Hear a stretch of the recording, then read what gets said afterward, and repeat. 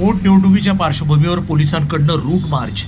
राहुरी विधानसभा पोटनिवडणूक शांततेत पार पाडण्याकरिता पाथर्डी पोलिसांकडून मिरी, तिसगाव, करंजी या मोठी लोकसंख्या असलेल्या गावामध्ये मध्यवर्ती ठिकाणी रविवारी पोलीस संचालन करत नागरिकांना कायदा आणि सुव्यवस्थेचं पालन करण्याचं आवाहन केलं। पोलीस अधीक्षक सोमनाथ घारगे, अपर पोलीस अधीक्षक वैभव कलबुर्गे, उपविभागीय पोलीस अधिकारी निरंजन राजगुरू यांच्या मार्गदर्शनाखाली रूट मार्च घेण्यात आला। पोलीस निरीक्षक विलास पुजारी यांच्या उपस्थितीमध्ये राज्य राखीव दल, शीघ्र कृती दल यांच्या तुकड्या या पोलीस संचलनामध्ये सहभागी झाल्या होत्या।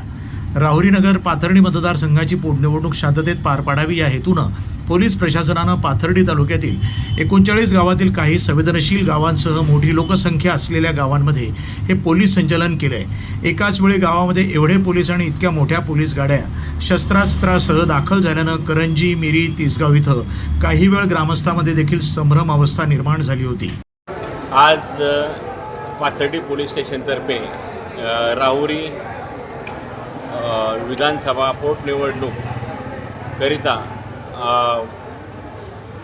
मिरी, तिसगाव, करंजी या भागामध्ये जास्त मतदान असल्याने व जास्त बूथ संख्या असल्याने व संवेदनशील गावे असल्याने त्या ठिकाणी CIFFचे अधिकारी व जवान तसेच CRPFचे अधिकारी व जवान आणि पाथर्डी पोलीस स्टेशनचे अधिकारी व पोलीस अंमलदार तसेच होमगार्ड असे एकूण 70 अधिकारी व कर्मचारी यांचे पथसंचलन आयोजित करण्यात आले होते।